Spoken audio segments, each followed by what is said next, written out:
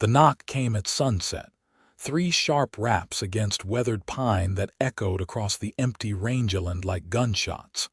And when Morgan Callahan opened the door of his ranch house in Concordia, Kansas, he found himself staring into the most desperate pair of green eyes he had ever seen. The woman stood on his porch covered in dust from the trail, her dark hair falling loose from what had once been a careful bun, her dress torn at the hem and stained with mud. She was breathing hard as if she had been running, and when she spoke her voice trembled with exhaustion and something else, something that might have been fear. "I need directions," she said. "I have been riding for 2 days and I am completely lost. The map I purchased in Abilene is worthless, and I cannot find the Johnson farm where I am supposed to meet my brother." Morgan looked past her to where a tired mare stood tied to his fence post, its head hanging low. The horse looked about ready to collapse, and the woman did not look much better. The late afternoon sun of June 1877 cast long shadows across the prairie, and storm clouds were building on the horizon.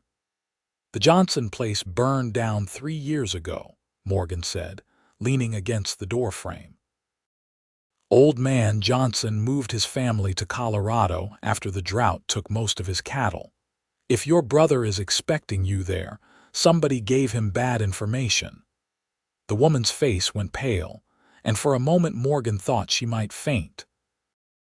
Her hand gripped the porch railing, knuckles white with the effort of staying upright. "That cannot be right," she whispered. "I have the address. I have the letter. My brother Samuel sent word 6 months ago that he found work there, and that I should join him when I had saved enough for passage west." "6 months is a long time in Kansas," Morgan said, then sighed when he saw the lost expression on her face. "You had better come inside. That storm is going to hit soon, and your horse needs water and rest."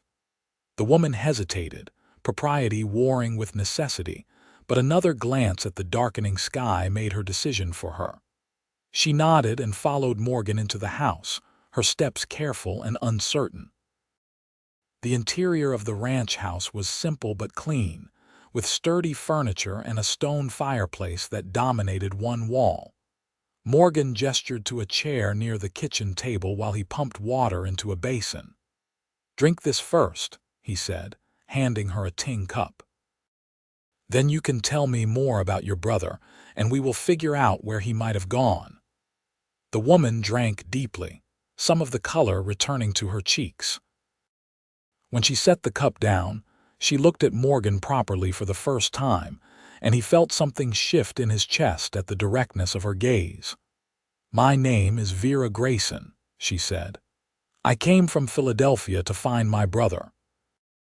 Our parents died last winter of influenza, and Samuel is the only family I have left. I sold everything we owned to make this journey, and now I find that the one place I was supposed to go no longer exists." Morgan pulled out a chair and sat down across from her, studying her face in the lamplight. She was young, probably not more than 22 or 23, with fine features that spoke of a gentler life than what Kansas offered. Her hands were soft, uncalloused, the hands of someone who had never worked a ranch or felt the bite of prairie wind for more than a few days. "I am Morgan Callahan," he said. "I have worked this land for 5 years, and before that I worked for the railroad building tracks west. I know most of the people in this part of Kansas, and I know the farms and ranches for 50 miles in every direction." He paused, then added more gently, "Tell me what your brother looks like and what kind of work he does. Maybe I have heard of him." Vera's eyes brightened with hope. "He is tall, with brown hair like mine, and he has a scar on his left hand from when we were children, and he cut himself on broken glass. He worked as a bookkeeper in Philadelphia, but the letter said he found work keeping accounts for a large cattle operation. He wrote that the pay was good, and that once I arrived, we could save enough to buy our own small farm. Morgan thought for a long moment, running through his mental catalog of the people he knew in the county. There were only a few operations large enough to need a dedicated bookkeeper, and most of them hired family members or did their own accounting. "The biggest spread around here belongs to the Patterson family," he said slowly. "They run about 5,000 head of cattle, and they have been looking to expand their operations. It is possible your brother found work there, though I have not heard of any new bookkeepers in town." "Where can I find this Patterson ranch?" Vera asked, already starting to rise from her chair. "You cannot go tonight," Morgan said firmly. "The storm will be here within the hour, and it is another 15 miles to the Patterson place. Your horse needs rest and food, and honestly, so do you. You can stay here tonight, and I will ride with you to Patterson's in the morning." Vera sank back into the chair, exhaustion and worry etched into every line of her body. "I cannot impose on your hospitality like that. I have already taken too much of your time." "You knocked on my door asking for directions," Morgan said, and then something made him add with a small smile, "and I am pointing you to the right place. You will get there faster and safer with a guide, and your brother will want to find you alive and well, not lost in the Kansas grasslands." Thunder rumbled in the distance, punctuating his words. Vera looked toward the window where the first drops of rain were beginning to spatter against the glass. "I do not know how to thank you," she said quietly. "No thanks needed," Morgan replied, standing up. "I will see to your horse and then fix us some supper. You should rest. There is a bedroom through that door where you can wash up and lie down if you need to." He grabbed his hat and headed out into the gathering storm, leading Vera's mare to the barn where his own horses were already settling in for the night. The rain started in earnest as he unsaddled the tired animal and gave her grain and fresh water. By the time he made it back to the house, he was soaked through, and Vera had lit the lamps against the early darkness the storm brought. "You should get out of those wet clothes," she said, her Philadelphia propriety reasserting itself now that she had rested a bit. "I can make the supper if you tell me where things are. It is the least I can do." Morgan showed her the pantry and the root cellar, then retreated to his own bedroom to change into dry clothes. When he emerged, he found Vera had managed to locate his stores of salt pork, beans, and dried vegetables, and was working at the stove with surprising competence. "I thought you were a city girl," he said, unable to keep the amusement out of his voice. "My mother believed that every woman should know how to cook, regardless of her station," Vera replied without turning around. "After she died, I kept house for my father and brother for almost 2 years before the influenza took them. I know my way around a kitchen, even if I have never seen a ranch before today." They ate in comfortable silence while the storm raged outside, the old house creaking and groaning but holding firm against the wind. Morgan found himself stealing glances at Vera across the table, noting the way the lamplight caught in her dark hair and the determined set of her jaw even in the midst of her exhaustion. "Tell me about Philadelphia," he said eventually, more to break the silence than anything else. "What was your life like there?" Vera set down her fork and looked past him, her eyes distant with memory. "It was different from this. Crowded streets and tall buildings, the smell of coal smoke and horses, noise at all hours. My father worked as a clerk in a shipping company, and we lived in a small house near the docks. It was not grand, but it was home." Her voice softened. "Samuel and I would walk to the market on Saturday mornings, and he would buy me peppermint sticks with his pocket money. He always looked after me, even though I am only a year younger." "It must have been hard to leave," Morgan said. "There was nothing left to stay for," Vera replied simply. "After father died, the house reverted to the landlord. I had enough money for a few months of rent in a boarding house, but I could not find work that paid enough to live on. When Samuel's letter arrived saying there were opportunities in Kansas, it seemed like the answer to my prayers. Kansas is not an easy place, Morgan said, feeling he should warn her. The land is hard and the weather is harder. We go months without rain and then get floods that wash away everything. The winter wind cuts through you like a knife, and the summer heat can kill a man if he is not careful. You make it sound terrible, Vera said, but there was a hint of a smile on her lips. Why do you stay? Morgan considered the question, looking around at the home he had built with his own hands. Because it is mine, he said finally. I grew up in St. Louis in a house full of people and never had anything that was just my own. When I came out here and filed my claim, this land became part of me. Every fence post I set, every field I cleared, every calf born in the spring is proof that I built something that matters. It is hard, but it is honest work, and at the end of the day I can look at what I have done and know it counts for something. Vera studied him with those clear green eyes, and Morgan felt himself flush under her scrutiny. There was an intelligence there that made him want to sit up straighter, to be better than he was. That is a good reason to stay, she said softly.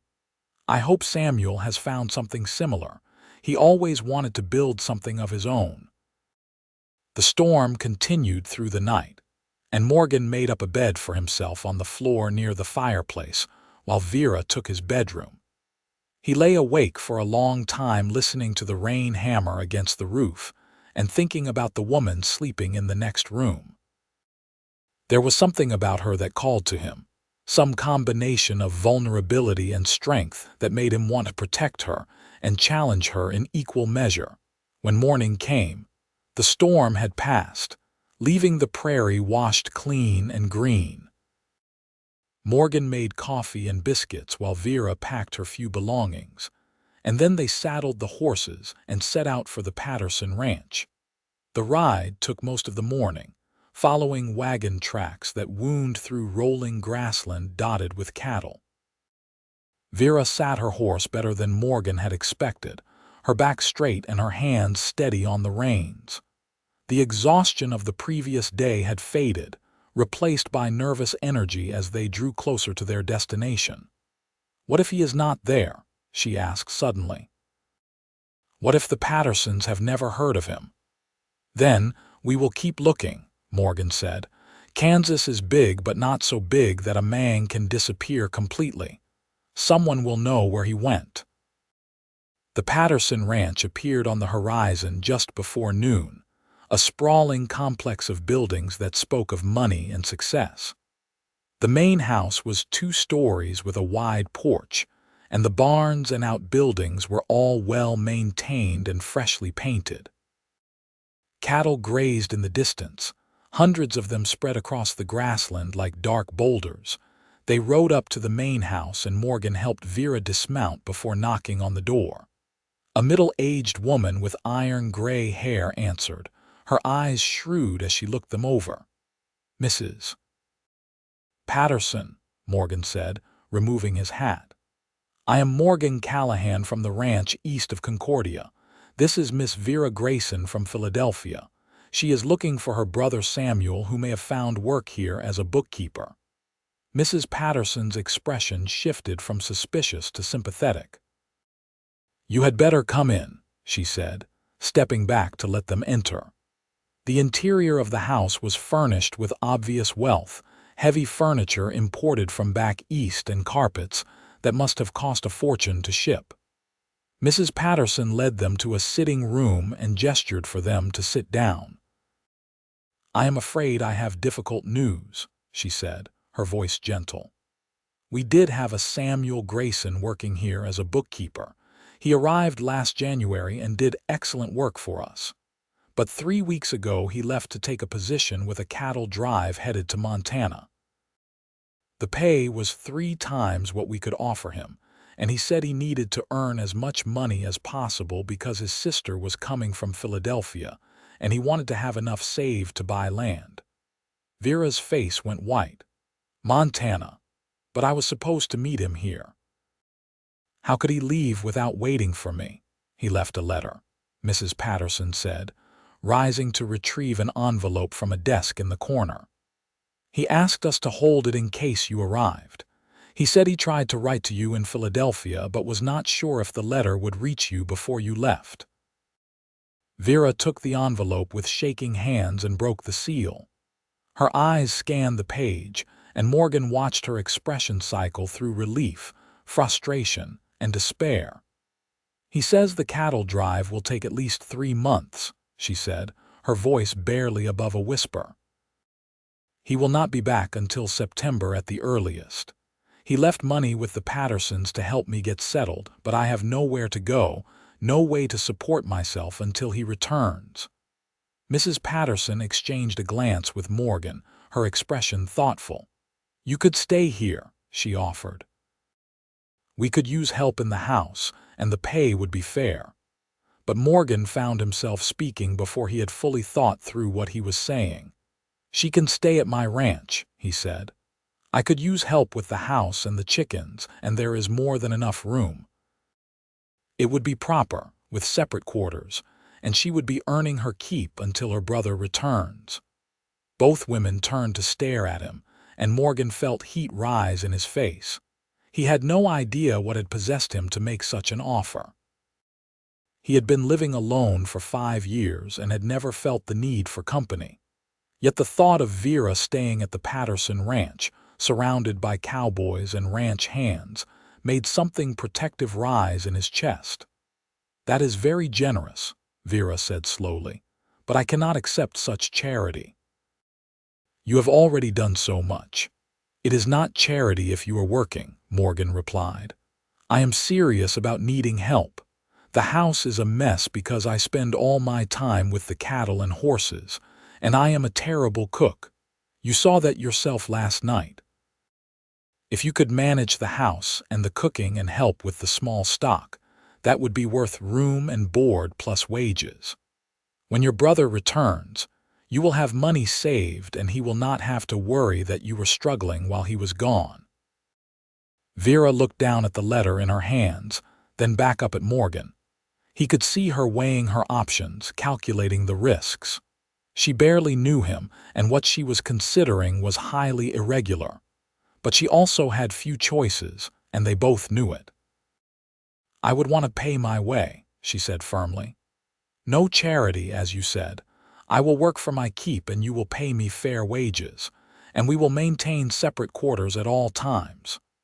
Agreed, Morgan said, relief flooding through him for reasons he did not want to examine too closely. Mrs. Patterson looked between them with a knowing smile. Well then, it seems you have found a solution. Samuel left $50 with us, Miss Grayson. I will send it over to Morgan's ranch tomorrow with one of our hands, and if you need anything at all, you just send word. They thanked Mrs. Patterson and rode back toward Concordia in the early afternoon sun. The awkwardness between them was palpable now, both of them aware that they had just made an arrangement that would raise eyebrows in town. But there was also something else, a current of possibility that neither of them wanted to name. I want to be clear about expectations, Vera said as they rode. I will keep the house clean, do the cooking and washing. Tend the garden if you have one, and help with the chickens and any other small stock. In return, you will provide room and board and pay me $2 a week, which is what Mrs. Patterson offered. When Samuel returns, I will move to whatever situation he has arranged. This is temporary. Understood, Morgan said, though something in his chest tightened at the word temporary. I have a small cabin behind the main house that I use for storage. I can clean it out and you can stay there. It has a stove and a bed, and it will give you privacy. They spent the rest of the ride in silence, each lost in their own thoughts. When they reached the ranch, Morgan immediately set to work clearing out the cabin while Vera surveyed the main house with the critical eye of someone used to keeping a home. By the time the sun set, The cabin was habitable, and Vera had already begun organizing the chaos of Morgan's kitchen. The next few days fell into a rhythm that surprised them both with its ease. Vera rose at dawn to make breakfast, filling the house with the smell of biscuits and bacon. Morgan worked the ranch, repairing fences and checking on his small herd of cattle. They ate lunch together in the kitchen, swapping stories about their vastly different lives. In the evenings, after supper, they would sit on the porch and watch the sun set over the prairie, talking until the stars came out. Morgan found himself looking forward to these conversations more than he wanted to admit. Vera was sharp and funny, with opinions on everything from politics to poetry. She challenged him when she disagreed, which was often, but she also listened when he talked about the land and the animals with a genuine interest that he had never encountered before. "You love this place," she said one evening, about a week after she had arrived. "I can hear it in your voice when you talk about the cattle and the grass and even the weather." "I suppose I do," Morgan admitted. "It is the first place that ever felt like home." "Tell me about St. Louis," Vera said, drawing her shawl closer against the cooling evening air. "What was your family like?" Morgan was quiet for a long moment. "I was the youngest of 7 children," he said finally. "My father worked in a factory and my mother took in washing. There was never enough food or space or money. When I was 16, I left home and got a job with the railroad. I sent money back when I could, but I knew I could not go back there to live. When the railroad work dried up, I heard about homestead claims in Kansas and I decided to try my luck." "Do you miss them?" Vera asked. "Sometimes," Morgan said honestly, "but I am not the same person I was when I left. I do not know if I would fit there anymore." "I understand that," Vera said softly. "Philadelphia feels like a different life now, like it belonged to someone else." They sat in comfortable silence, listening to the night sounds of the prairie. Somewhere in the distance, a coyote howled, and Vera moved slightly closer to Morgan without seeming to realize she had done it. "Are you afraid here?" Morgan asked, suddenly aware of how isolated the ranch was, how far from any neighbors. "No," Vera said, and she sounded surprised by her own answer. "I thought I would be, but I am not. It is strange. The quiet is so different from the city, but I am starting to appreciate it." As the days turned into weeks, Morgan became increasingly aware of how much his life had changed with Vera's presence. The house was cleaner than it had ever been, with curtains on the windows and flowers on the table. His clothes were mended and his meals were hot and varied. But more than that, he had someone to talk to, someone who made him laugh and think and feel things he had forgotten he could feel. He tried to ignore the way his heart jumped when he heard her singing in the kitchen, or how he found excuses to come back to the house during the day just to see her. This was temporary, he reminded himself. She was waiting for her brother, and when Samuel returned she would leave, and his life would go back to the way it had been. Except he could no longer imagine his life without her in it. One evening in late July, as they sat on the porch after supper, Vera said, "I need to go into Concordia tomorrow to buy fabric for a new dress. This one is nearly worn through and I cannot keep mending it forever." "I will take you," Morgan said immediately. "I need to pick up supplies anyway." They set out the next morning in Morgan's wagon, the trip to town taking about an hour over the rutted road. Concordia was a small town, just a main street with a general store, a church, a saloon, and a handful of other businesses. As they pulled up in front of the store, Morgan noticed several people watching them with undisguised curiosity. He helped Vera down from the wagon, and they went inside, where Mrs. Henderson, the storekeeper's wife, greeted them with a knowing smile. "Well, Morgan Callahan, I heard you had a housekeeper now," she said, her eyes bright with gossip. "You must introduce me to this young lady." "Mrs. Henderson, this is Miss Vera Grayson," Morgan said, keeping his voice even.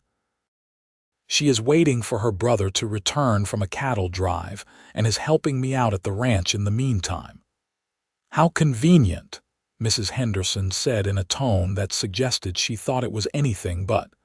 "And where is this brother?" "Montana," Vera said calmly, meeting the older woman's gaze without flinching. "He is with a cattle drive and will return in September. In the meantime, I am earning my keep honestly and maintaining my own quarters on Mr. Callahan's property." The directness of her response seemed to take Mrs. Henderson aback. She blinked, then turned to help Vera select fabric, though Morgan could see her mind working, already composing the story she would tell her friends. They finished their shopping and loaded the wagon, then stopped at the saloon so Morgan could check on a horse he was thinking of buying from the owner. Vera waited in the wagon, watching the town bustle around her with interest. When Morgan emerged 15 minutes later, he found her frowning at something across the street. Following her gaze, he saw a group of men standing outside the land office, and one of them was pointing at Vera and laughing. Morgan's jaw tightened. He climbed up onto the wagon seat and picked up the reins, but before he could slap the horses into motion, one of the men called out, "Hey, Callahan, is that your new wife or just your new whore?" Morgan felt Vera go rigid beside him. Without thinking, he jumped down from the wagon and crossed the street in 3 long strides. The man who had spoken, a ranch hand named Porter who worked for one of the larger spreads, took a step back when he saw the expression on Morgan's face. "What did you just say?" Morgan asked, his voice dangerously quiet. Porter tried to bluster. "I was just making a joke. Everyone in town knows you have a woman living at your place." "That woman is Miss Grayson, and she is a lady," Morgan said. "She is waiting for her brother and working honestly in the meantime. And if I hear that you or anyone else has said one word against her reputation, I will make you regret it. Is that clear?" Porter's friends had gone silent, and several other men on the street had stopped to watch. Porter swallowed hard and nodded. "I did not mean anything by it," he muttered. "Yes, you did," Morgan said, "but you will not say it again." He turned and walked back to the wagon, his heart pounding with anger and something else. When he climbed up beside Vera, she was looking straight ahead, her face carefully blank. "I am sorry," he said as he guided the horses out of town. "People are going to talk. I should have thought about that before I offered you a place to stay." "You have nothing to apologize for," Vera said, though her voice was tight. "I knew this arrangement was unusual. I just did not expect people to be so cruel about it." They rode in silence for a while, the tension thick between them. Finally, Vera said, "Do you regret it, offering to let me stay?" Morgan pulled the wagon to a stop and turned to look at her. In the bright morning sun, her eyes were the color of summer grass, and there was a vulnerability in her expression that made his chest ache. "No," he said firmly. "I do not regret it at all. Do you regret accepting?" "No," Vera said softly. "These past few weeks have been some of the happiest I can remember, even with the gossip." "Is that strange?" "No," Morgan said again. "I feel the same way." They looked at each other for a long moment, something unspoken passing between them. Then Morgan clicked to the horses and they continued home, both of them aware that something fundamental had shifted between them. That night, after supper, Morgan found Vera sitting on the porch steps staring out at the darkening prairie. He sat down beside her, close enough that their shoulders almost touched. "I have been thinking about what happened in town," he said. "And I realize I should have asked you this before, but I did not want to presume. Would you want to come to church with me on Sunday? If people see us there together, acting proper and respectable, it might help with the gossip." "Church," Vera repeated, and there was something odd in her voice. "Morgan, I should tell you something. When my parents were alive, we attended a Catholic church in Philadelphia. I have not been to a Protestant service before. Is that all? Morgan said, relief washing over him. I do not think God cares much about the differences, and neither do I. If you want to come, you are welcome. If you would rather not, that is fine too. I would like to come, Vera said. Thank you for thinking of it. That Sunday, they dressed in their best clothes and rode into Concordia together. The church was a simple white building with a tall steeple, and as they walked up the steps, Morgan could feel eyes on them from all directions. He offered Vera his arm, and she took it, her head held high. They sat near the back, and Morgan could hear the whispers rustling through the congregation like wind through grass. But when the service started, people settled down, and by the time the final hymn was sung, several women had smiled at Vera, and one had even invited her to a quilting circle. On the ride home, Vera was quiet but thoughtful. That was not as bad as I feared, she said eventually. People are curious, but they are not cruel, Morgan said. Give them time to get used to the situation and the gossip will die down.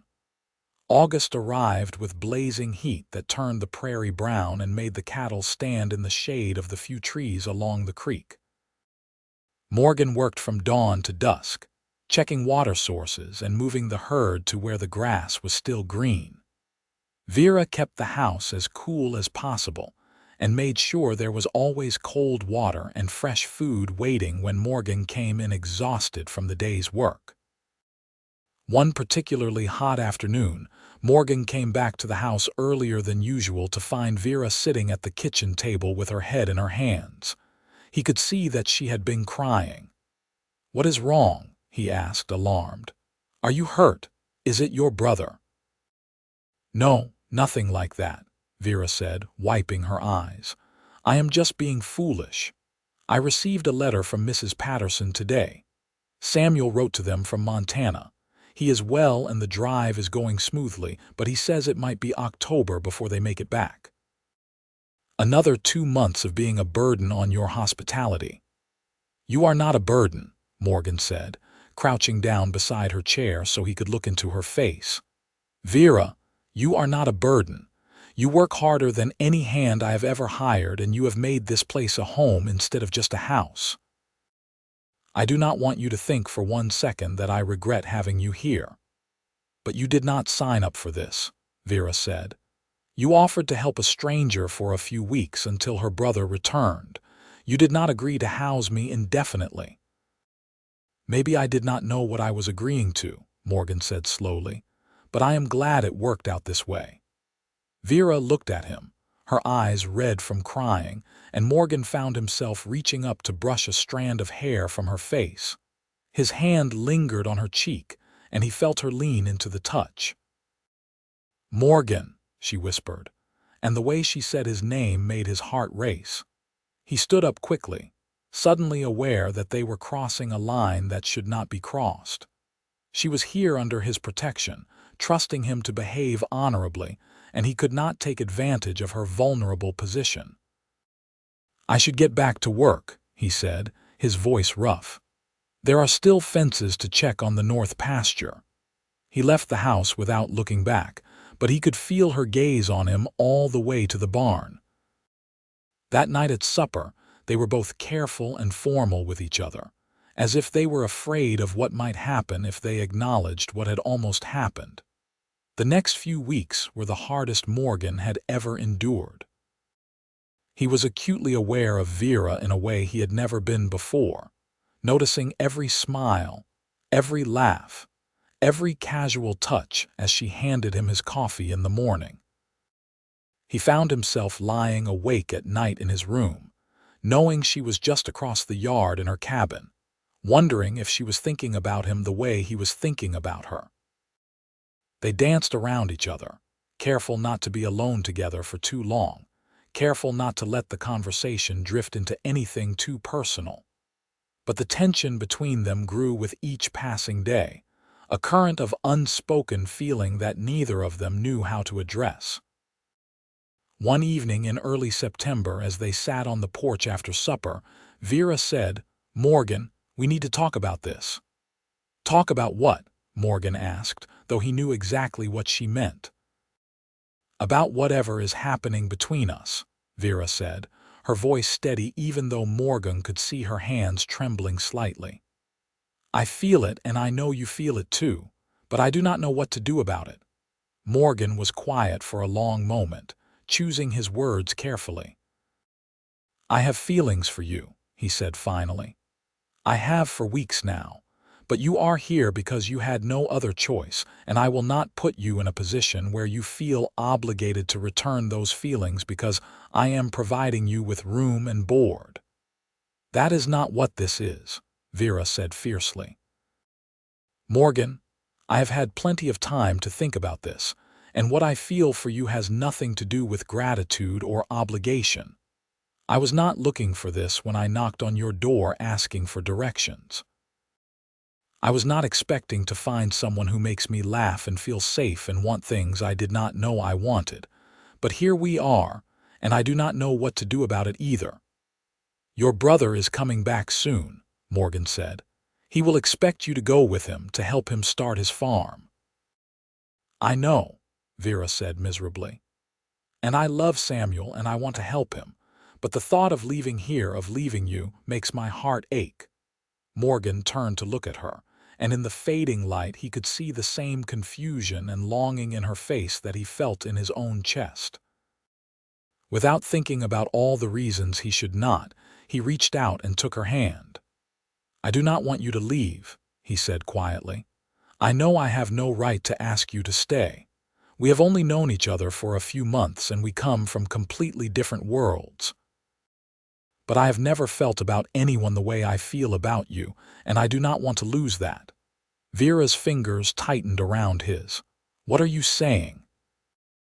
"I am saying that when your brother comes back, I want to ask him for permission to court you properly," Morgan said, the words coming out in a rush. "I want to give you time to be sure about what you want, and I want to do this right. And if at the end of that time you decide that you want to be with me, then I want to marry you and build a life with you here on this ranch." Vera was quiet for so long that Morgan thought he had made a terrible mistake. But then she said, in a voice full of wonder, "You want to marry me?" "I do," Morgan said simply. "I know it is fast and probably crazy, but I cannot imagine my future without you in it." "I feel the same way," Vera whispered. "Morgan, I think I started falling in love with you that first night when you made me feel safe in the middle of the storm. I just did not want to admit it because I was afraid of what it would mean." "Are you still afraid?" Morgan asked. "Terrified," Vera admitted. "But I am also more sure of this than I have been of anything in my life." Morgan pulled her close and kissed her, finally giving in to the feeling that had been building between them for months. Vera melted into him, her arms coming up around his neck, and for a long moment the whole world narrowed down to the two of them and the feeling of rightness that came from being together. When they finally pulled apart, both breathing hard, Morgan said, "We should still wait for your brother. I want to do this properly." "I agree," Vera said, though she made no move to step away from him.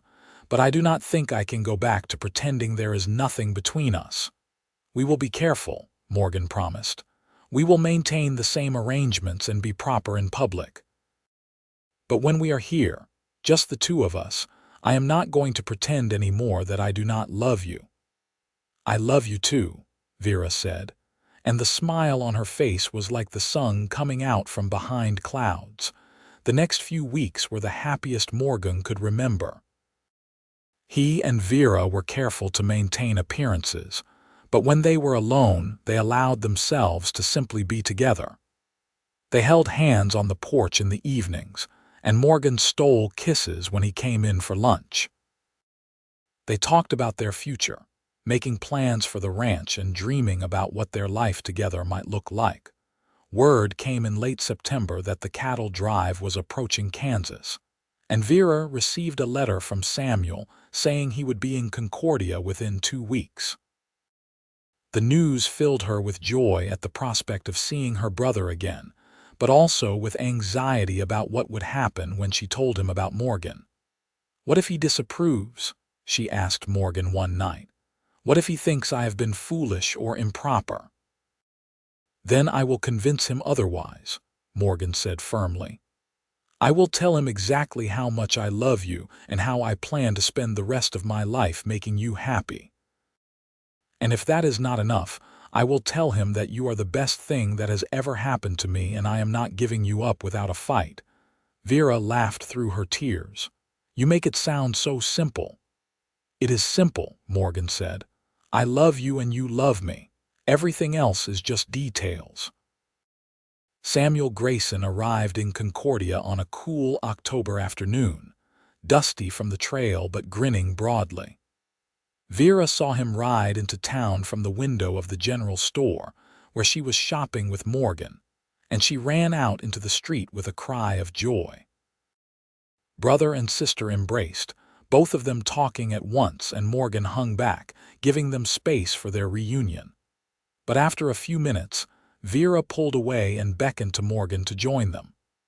"Samuel, this is Morgan Callahan," she said, her voice full of pride.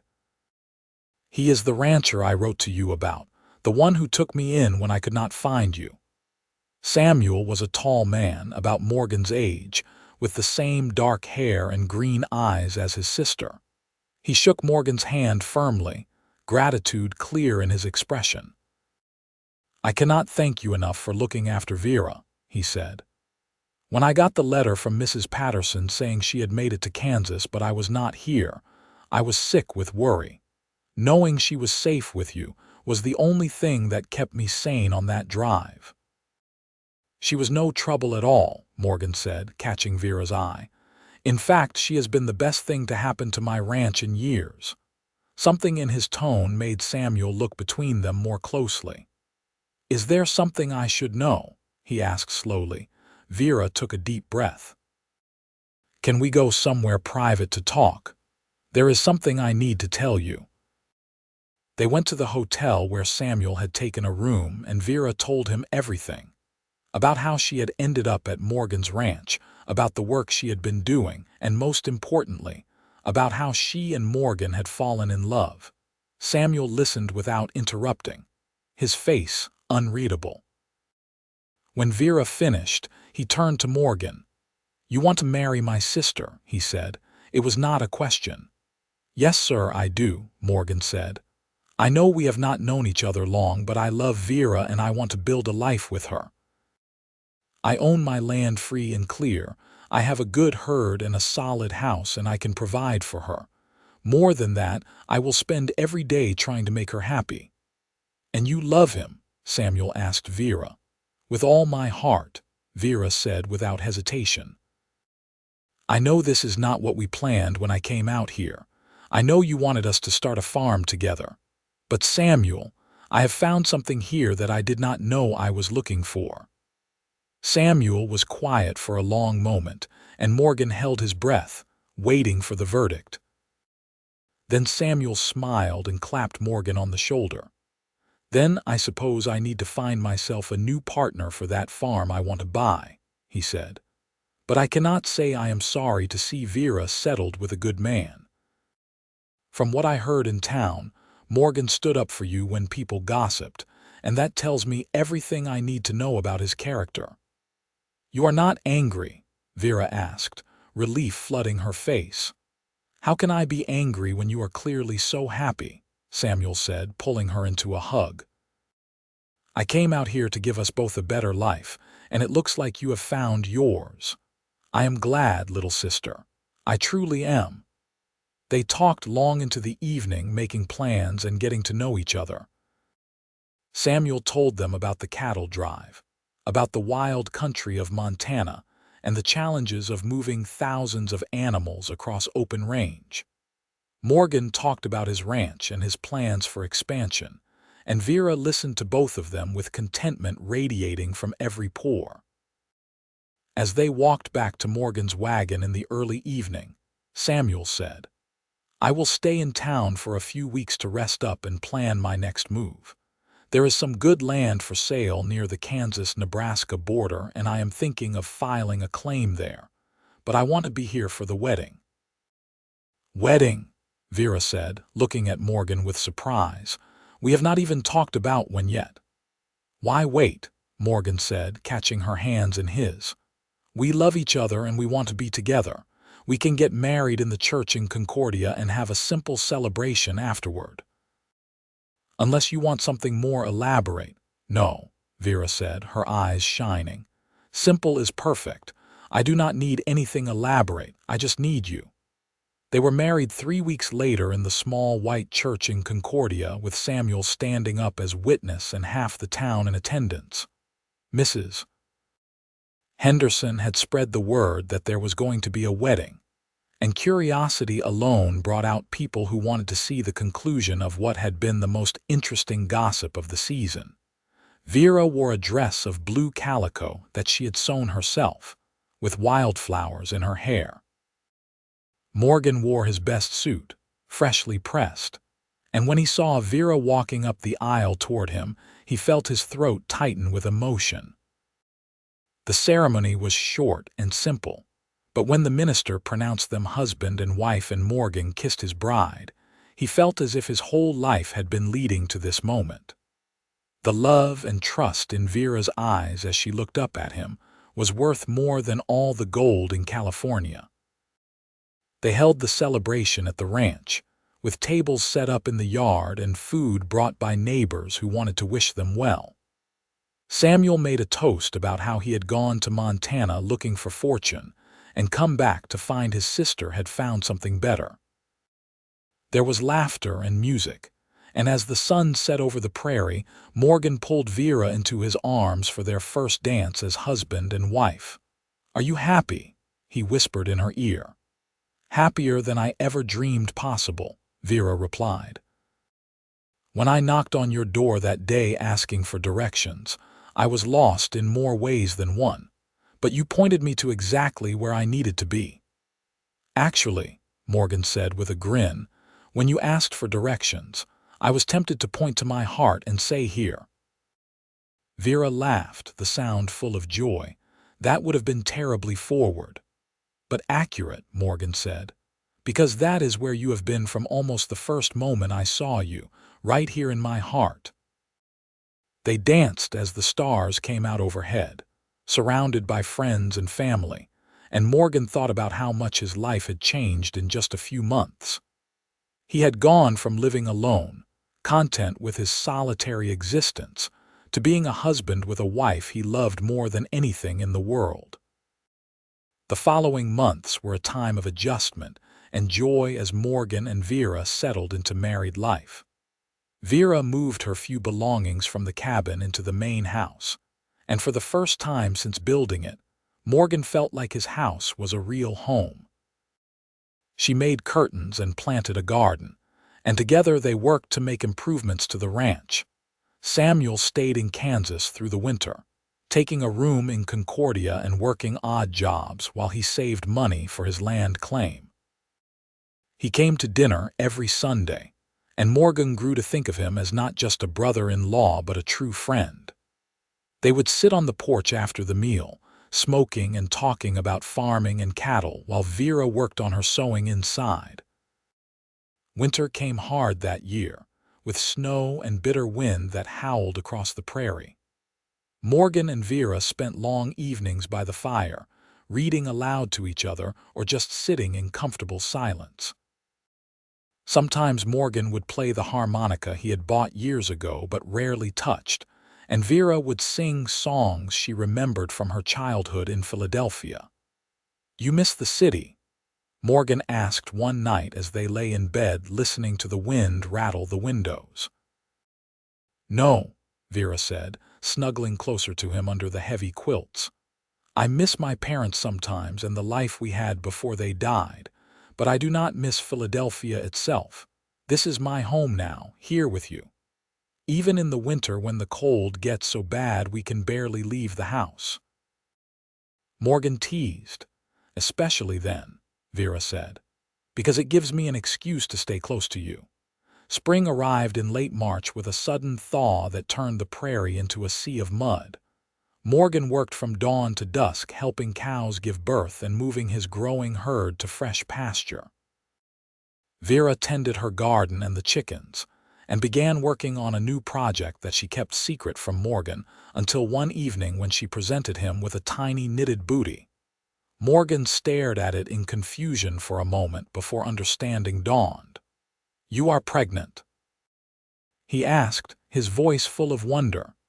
"Yes," Vera said, smiling at his expression. "I have suspected for a few weeks, but I wanted to be sure before I told you. The baby should come in the fall, around October if my calculations are right." Morgan pulled her into his arms, overcome with emotion.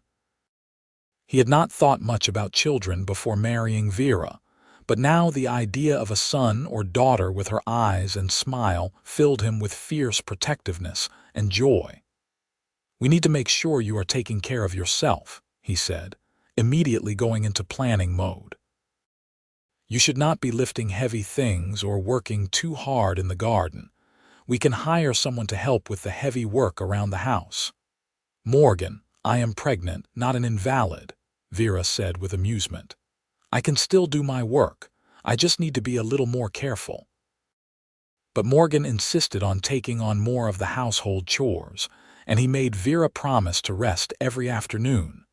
Samuel, when told the news at the next Sunday dinner, was overjoyed at the prospect of becoming an uncle. "I am glad I will still be in Kansas when the baby is born," he said. "I finally found the land I want to claim about 30 miles north of here. I will be filing the papers next week." "That is wonderful news," Vera said, squeezing her brother's hand. "I am so glad you will be close enough to visit regularly." As summer progressed, Vera's pregnancy became more obvious, and Morgan found himself watching her constantly, amazed by the changes in her body and the new life growing inside her. They spent the long evenings talking about names and what kind of life they wanted to give their child. "I want our children to have what we did not," Vera said one night as they sat on the porch.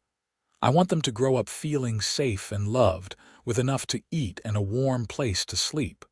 I want them to know that they can be anything they want to be." "They will have all of that," Morgan promised. "And they will have parents who love them and each other. That is more than many children can say." In early October, as the prairie grass turned gold and the air took on the crisp edge of autumn, Vera went into labor. Morgan rode frantically into town to fetch the midwife, Mrs. Baker, and then paced the yard while the older woman attended to Vera in the bedroom. Samuel arrived just as the sun was setting, having ridden hard from his own claim when word reached him. He stood with Morgan, both of them listening to the sounds from inside the house and trying not to imagine the worst. "She is strong," Samuel said, more to himself than to Morgan. "She has been through so much already. She can do this." "I know she can," Morgan said, though his voice was tight with fear. "I just wish I could do something to help." It was nearly midnight when they finally heard the thin, angry wail of a newborn baby. Mrs. Baker appeared in the doorway, her face tired but smiling. "You have a son, Mr. Callahan," she said. "A healthy boy with good lungs, and your wife did beautifully. She is tired, but she is asking for you." Morgan rushed into the bedroom to find Vera propped up on pillows, her face pale but glowing with joy. In her arms was a tiny bundle wrapped in blankets, and when Morgan approached, she pulled back the fabric to reveal a red, wrinkled face with dark hair and tiny fists. "Our son," Vera said softly. "Morgan, look at him. He is perfect." Morgan sat carefully on the edge of the bed and reached out to touch the baby's impossibly small hand. The infant's fingers curled around his thumb with surprising strength, and Morgan felt something shift in his chest, a fierce, protective love unlike anything he had ever experienced. "He is beautiful," Morgan whispered. "You are both beautiful. "Thank you for this gift, Vera." They named him Matthew after Vera's father, and he became the center of their world. Samuel doted on his nephew, bringing gifts every time he visited and spending hours just watching the baby sleep. Mrs. Henderson and the other women in town who had been so quick to gossip when Vera first arrived were now full of advice and offers of help. "You have become respectable," Vera teased Morgan one Sunday after church, where Matthew had been cooed over by half the congregation. "We were always respectable," Morgan replied. "We just had to give them time to realize it." The years that followed were full of hard work and deep contentment. The ranch prospered, and Morgan was able to expand his herd and improve his land. Vera proved to be a natural mother, patient and loving with Matthew as he grew from infant to toddler to a rambunctious young boy. Samuel built his own success on his claim, eventually marrying a school teacher named Emma who came out from Missouri. The two families visited back and forth regularly, and the children who eventually filled both houses grew up as close as siblings. When Matthew was 3, Vera gave birth to twin girls, Lucy and Rose, and Morgan thought his heart might burst from the joy of it all. The house was full of noise and laughter and sometimes tears, but it was exactly the life he had dreamed of when he first saw Vera standing on his porch asking for directions. One evening, when the twins were 5 and Matthew was 8, the whole family gathered on the porch to watch the sunset. The children were sticky from taffy that Vera had made, and Morgan had grass stains on his shirt from playing with them in the yard. Vera sat beside him, her hand in his, and watched their children chase fireflies in the gathering dark. "You remember when we first met?" Vera asked softly. "I was so lost and scared, and you took me in without a second thought. I remember thinking you were the most beautiful thing I had ever seen," Morgan said. "Even covered in dust and exhausted from the trail, you took my breath away." "You saved my life that day," Vera said. "Not just by giving me shelter, but by giving me hope when I thought I had lost everything." "You saved mine too," Morgan replied. "I just did not realize how empty my life was until you filled it with light and love and all of this." He gestured to the children, the house, the land around them. "You turned a lonely ranch into a home and a lonely man into the happiest person alive." Vera leaned her head on his shoulder. "When I asked you for directions, I expected you to point me to a road or a landmark. I never imagined you would point me toward the rest of my life." "Well," Morgan said with a smile, "I could have just pointed to my heart and said here like I wanted to. Would have been more direct." Vera laughed, the sound as bright and joyful as it had been on their wedding day. "You would have terrified me." "But you would have ended up here anyway," Morgan said, "because some things are just meant to be." They sat in comfortable silence as the children played and the stars began to appear overhead. In the distance, cattle lowed softly, and somewhere a coyote sang to the rising moon. It was the sound of the prairie, of home, of a life built on love and hard work and the courage to take a chance on a stranger. Matthew ran up to the porch, his sisters close behind. "Papa, tell us again about how you and Mama met," he demanded, climbing onto Morgan's lap despite being almost too big for it. "Well," Morgan began, as he had done many times before, "your mother came to my door one evening asking for directions. She was lost and alone and needed help. And I took one look at her and knew my whole life was about to change."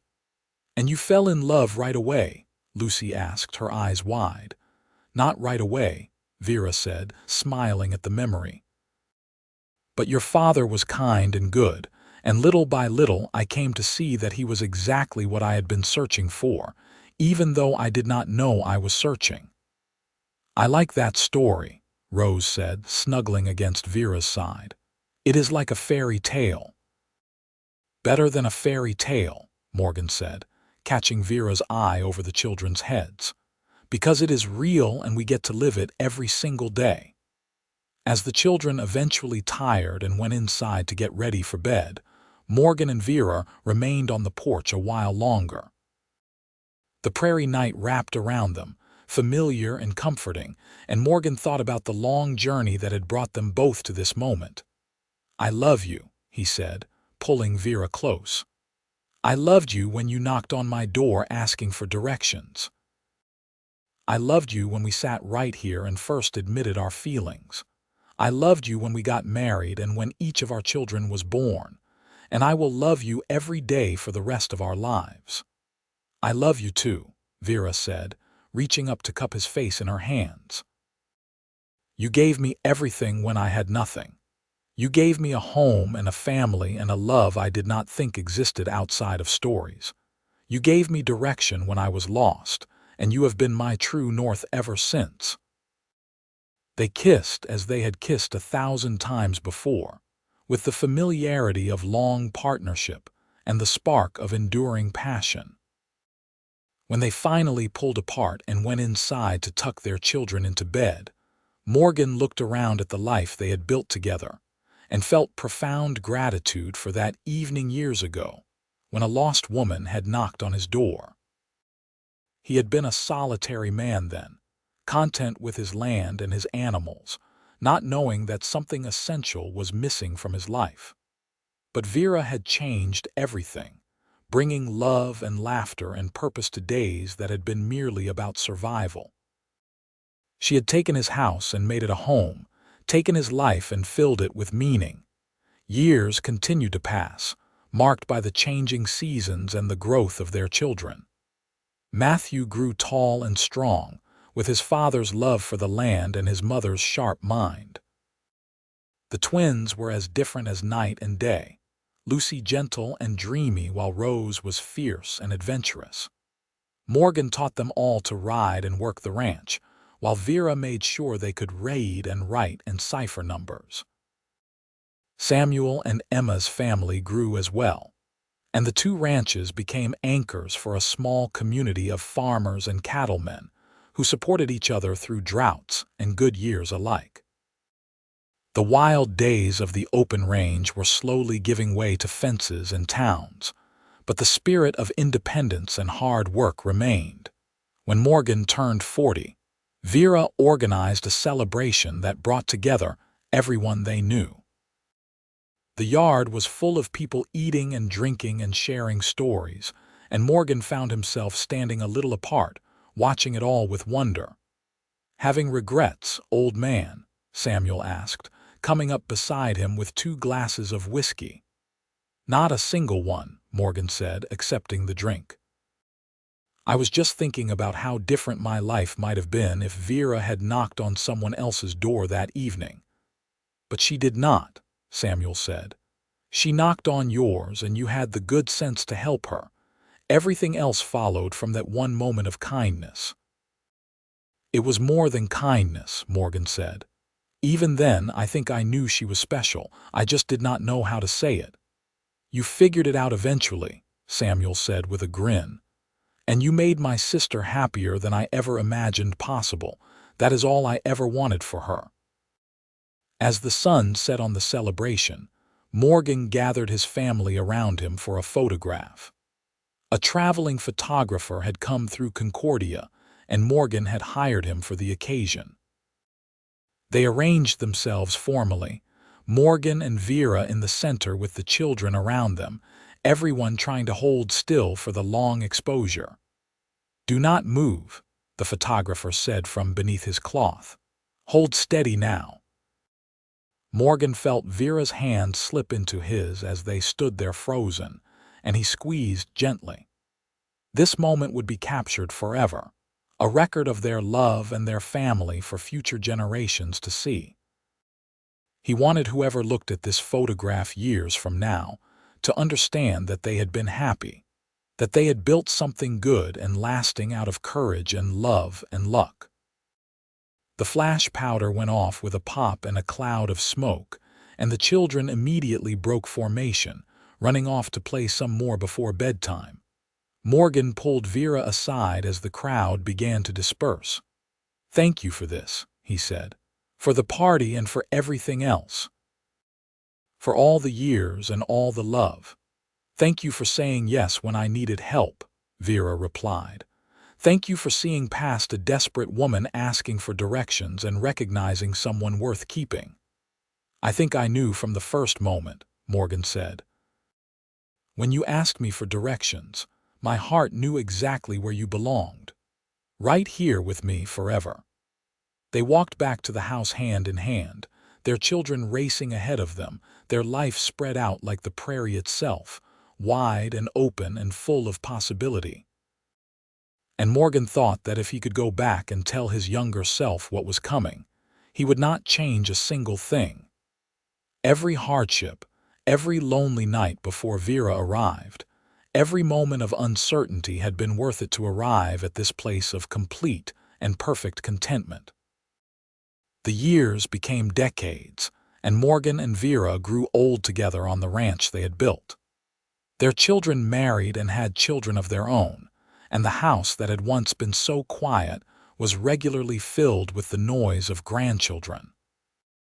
Matthew took over much of the ranch work as Morgan's joints grew stiff with age, but Morgan still rode out every morning to check the herd and feel the wind on his face.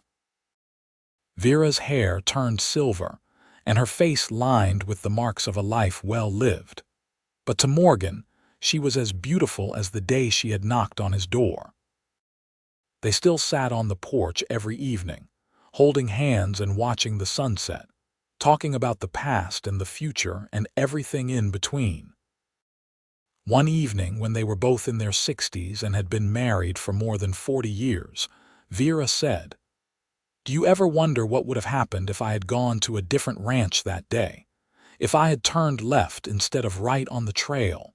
"No," Morgan said firmly. "Because I do not believe in coincidence. I think you were meant to find me, and I was meant to be there when you needed help. Everything else was just us making the choice to love each other every single day." "That is a nice way to think about it," Vera said softly. "I prefer it to the idea that our whole life together was just random chance." "It was not chance," Morgan said. "It was choice and courage and a little bit of fate. You chose to trust a stranger. I chose to help you. We both chose to acknowledge our feelings and fight for what we wanted. Those choices made all the difference." They sat in silence for a while, comfortable in each other's presence as they had been for so many years. The prairie stretched out before them, unchanged in its essential nature despite all the years that had passed. The grass still grew gold in the fall, the wind still swept across the open spaces, and the sky still stretched from horizon to horizon in a vast expanse of blue. "I have had a good life," Vera said eventually. "Better than I ever dreamed possible when I was a scared girl from Philadelphia with nowhere to go." "We have had a good life," Morgan corrected gently. "Together, and we are not done yet. There are still grandchildren to spoil and sunsets to watch and days to share." "Promise me something," Vera said, turning to look at him with those green eyes that still had the power to stop his heart.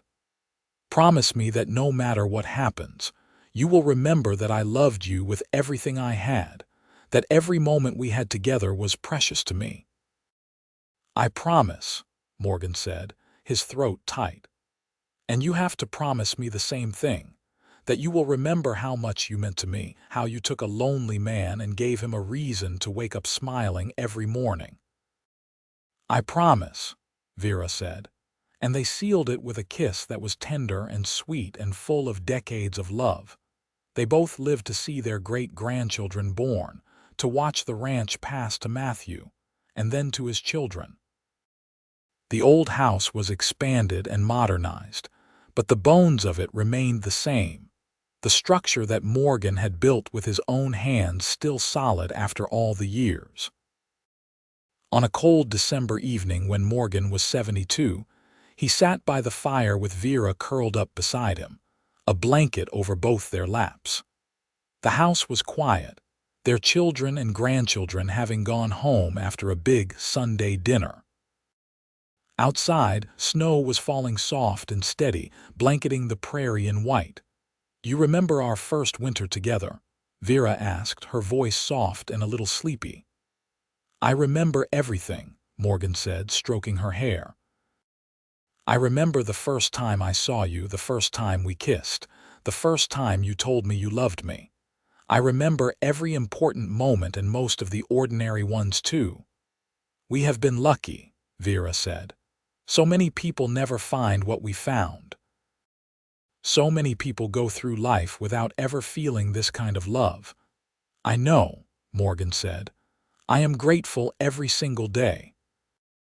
They dozed off together by the fire, wrapped in blankets and each other, and when Matthew checked on them hours later, he found them still there, peaceful and together, as they had been for more than 40 years. He added wood to the fire and left them to their rest, knowing that they had earned every moment of peace they could find. The seasons turned and turned again, and Morgan and Vera continued their life together, with the quiet contentment of people who had found exactly what they were looking for. They had arguments and disagreements, as all couples do, but they never went to bed angry, and they never forgot how lucky they were to have found each other. When Vera was 75, she fell ill with a fever that the doctor could not quite diagnose. She rallied and fell back several times over the course of a month, and Morgan never left her side. He read to her, talked to her about the ranch and their children, and held her hand through the long nights when the fever made her restless. "I am not afraid," she told him one afternoon when she was lucid and calm. "I have had more happiness than most people dream of. I have loved and been loved in return. What more could anyone ask for?" "I am not ready to lose you," Morgan said, his voice breaking. "I do not know how to exist without you." "You will be fine," Vera said firmly. "You have the children and grandchildren who love you. You have the ranch that you built with your own hands. You have a life full of meaning and purpose. And you will always have the memory of us, of what we built together." "It is not enough," Morgan said. "I want more years. I want to grow even older with you. I want to sit on that porch and watch 1,000 more sunsets with your hand in mine." "So do I," Vera whispered. "But we do not always get what we want. What we get is what we make of the time we have. And Morgan, we made something beautiful out of our time." She recovered from that illness, rallying with the same determination she had shown throughout her life. The doctor said it was a miracle, but Morgan knew it was just Vera refusing to give up without a fight. She was slower after that, more careful with her energy, but she was still there, still the center of his world. They celebrated their 50th wedding anniversary with a party that brought people from 3 counties. The original church where they had been married had been replaced by a larger building, but they renewed their vows there anyway, standing before the same community that had watched their love story unfold. "50 years ago, I married the woman who changed my life," Morgan said in his speech at the celebration. "She came to me lost and looking for direction, and somehow she found her way into my heart and never left. Everything good in my life has been because of her. My children, my home, the success of my ranch, all of it traces back to the moment I opened my door and found Vera standing there. I have loved her every day since then, and I will love her every day I have left." Vera stood beside him, tears streaming down her face, and when he finished speaking, she pulled him down for a kiss that made their grandchildren cheer and their great-grandchildren giggle. "I love you," she said simply, "today and always." They had 5 more years together after that, 5 years of quiet mornings and peaceful evenings, of family gatherings and private moments. They watched the 20th century dawn, marveling at the changes that had come to their corner of Kansas. The wild frontier they had known in their youth was gone, replaced by farms and towns and even a railway line that ran within 10 miles of their ranch. But some things never changed. The prairie was still there, still vast and beautiful. The wind still sang the same songs it had sung for centuries. And the love between Morgan and Vera still burned bright, undimmed by time or age or the hardships they had faced. On a warm spring evening when the prairie was carpeted with wildflowers, and the air smelled of new grass, Vera passed away peacefully in her sleep.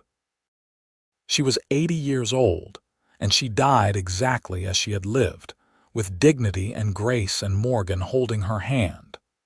The funeral brought together everyone whose lives she had touched, which was nearly everyone in 3 counties. They told stories about her kindness, her strength, her unwavering love for her family. Morgan sat through it all in a daze, unable to quite believe that she was really gone. It was Samuel, old himself now but still strong, who found Morgan standing alone by Vera's grave after everyone else had left. "She was the best of us," Morgan said, his voice raw from crying. "She was the heart of everything good in my life." "I know," Samuel said, putting a hand on his brother-in-law's shoulder. "But she would not want you to give up now. She would want you to keep living, to enjoy your children and grandchildren, to keep working the land you both loved." "I do not know if I can," Morgan admitted. "Everywhere I look I see her. The house, the garden, the porch where we sat every evening. How do I exist in a world where she is not? One day at a time," Samuel said. "That is all any of us can do. You put one foot in front of the other, and you keep going because that is what she would have wanted." Morgan did keep going, because he had no other choice, and because his children needed him, and because the ranch required constant work. But a light had gone out of his world that nothing could replace. He still sat on the porch every evening, but now he sat alone, talking to Vera as if she could hear him, telling her about his day and the children and the state of the cattle. His children worried about him, but Matthew understood better than most. "He is not giving up," he told his sisters. "He is just missing her. They were together for so long that losing her is like losing part of himself. Give him time." Morgan lived for 7 more years after Vera died, staying active on the ranch until the very end. On a cool autumn evening, similar to the one when he had first met Vera all those years ago, he sat on the porch watching the sunset and felt a deep peace settle over him. He thought about that first moment when Vera had knocked on his door asking for directions, her face dusty and desperate. He thought about all the years that had followed, the love and laughter and occasional tears. He thought about their children and grandchildren and great-grandchildren, the legacy they had built together. "I am ready," he said aloud to the empty prairie. "I am ready to find you again, my love. I have been patient, but I miss you so much. Wait for me just a little longer." He closed his eyes, still sitting in his chair on the porch he had built with his own hands, and he let himself remember. He remembered the first time he had kissed Vera, the way she had looked on their wedding day, the expression on her face when she held each of their children for the first time. He remembered 1,000 quiet moments, ordinary days that became extraordinary simply because they were shared. When Matthew found him the next morning, Morgan was still sitting in his chair with a slight smile on his face, as if he had been dreaming of something beautiful. The doctor said his heart had simply stopped, that he had died peacefully in his sleep. They buried Morgan next to Vera in the little cemetery outside Concordia, under a tree that they had planted themselves 40 years earlier. The headstone was simple, bearing their names and the dates of their lives, but Matthew added an inscription that he thought captured the essence of their love story. She asked for directions. He showed her home. The ranch stayed in the family for generations, passing from Matthew to his children and then to theirs. The story of how Morgan and Vera met became family legend, told and retold at gatherings and celebrations. Future generations would walk through the old house, now preserved as part of the working ranch, and marvel at the life their ancestors had built. The porch where Morgan and Vera had sat watching sunsets still stood, weathered but solid. Sometimes, on quiet evenings when the wind was just right, ranch hands would swear they could hear voices on that porch, the low rumble of a man's laughter and the bright sound of a woman's voice responding. They would smile and shake their heads, dismissing it as imagination or the wind playing tricks, but those who believed in love that lasted beyond death knew better. They knew that some bonds were too strong to be broken by something as simple as dying. They knew that Morgan and Vera's love had become part of the land itself, woven into the fabric of the prairie they had loved so much.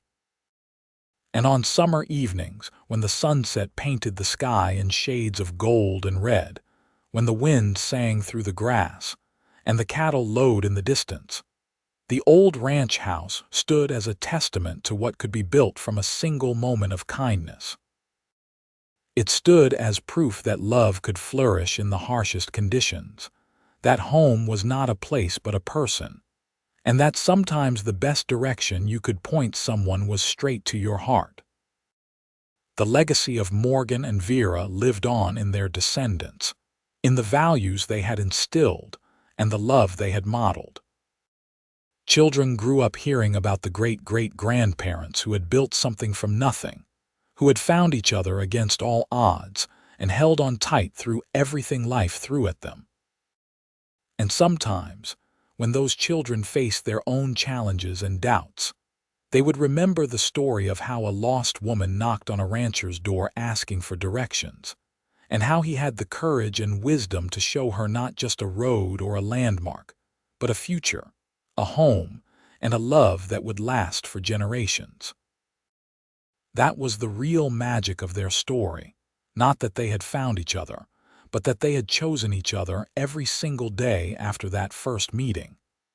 They had chosen love over fear, partnership over independence, and together over alone.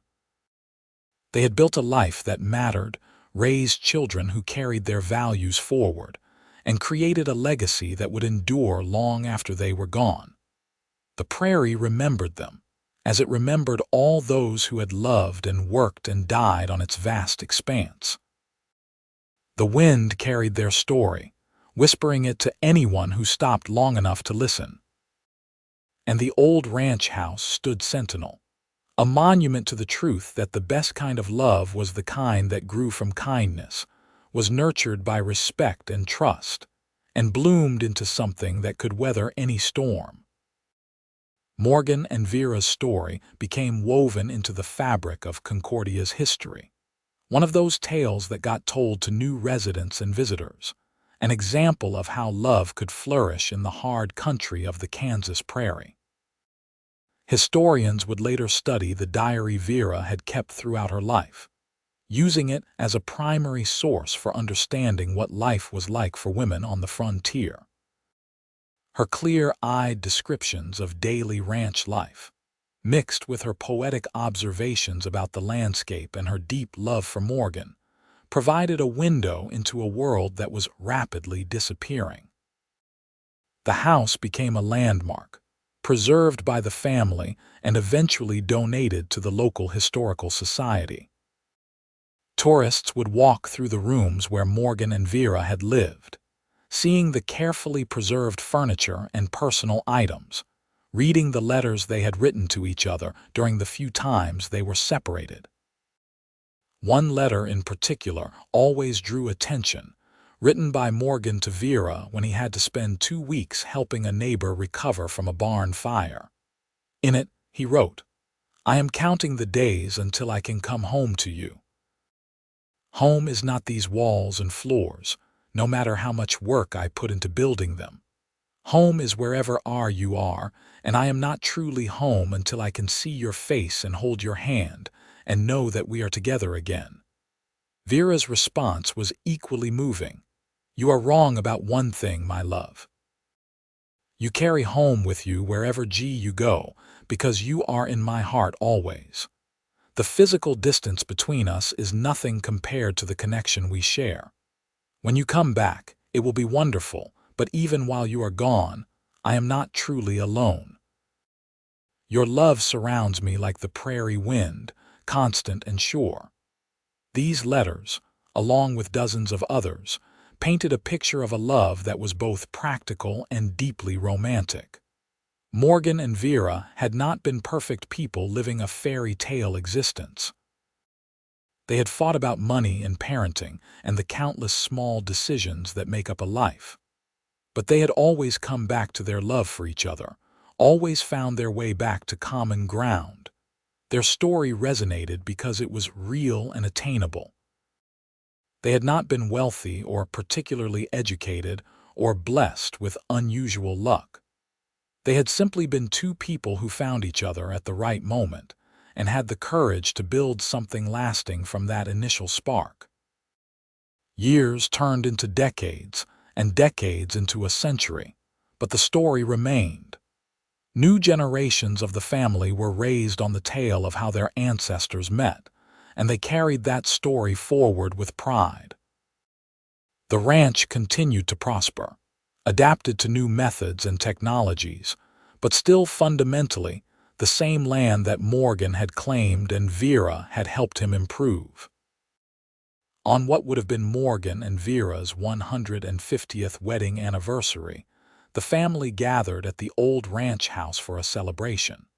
Over 200 descendants came from across the country, many of them meeting each other for the first time. They toured the house, walked the land, and listened as the eldest members of the family shared stories passed down through the generations. Matthew's great-granddaughter, named Vera in honor of her ancestor, stood on the old porch and addressed the crowd. She was a professor of history now, having written her dissertation on women's experiences on the Kansas frontier. "We gather here today to honor two remarkable people," she said, her voice carrying across the assembled family. Morgan Callahan and Vera Grayson could not have known, when they met on this spot over a century and a half ago, that their love story would echo through the generations. They could not have known that their courage and commitment would inspire so many people, both within this family and beyond it. She paused, looking around at the faces before her, seeing traces of Morgan and Vera in various features and expressions. "But I think they would be proud of what we have become. They would be proud that we still gather as a family, still support each other, still believe in the values they taught their children. They would be proud that we remember them not as perfect people, but as real people who faced real challenges and overcame them with love and determination." The celebration continued into the evening, with food and music and stories shared beneath the vast Kansas sky. As the sun set, painting the prairie in shades of gold that matched that first evening when Vera had knocked on Morgan's door, the family fell into a companionable silence, each person lost in their own thoughts about love and legacy, and the ties that bind families together across time. And somewhere, beyond the veil that separates the living from the dead, Morgan and Vera watched over their descendants with joy and pride. They saw the love they had planted continue to grow and flourish, saw their values carried forward by people they would never meet, but who carried their DNA and their spirit. They had started with nothing but a chance encounter and a choice to help a stranger.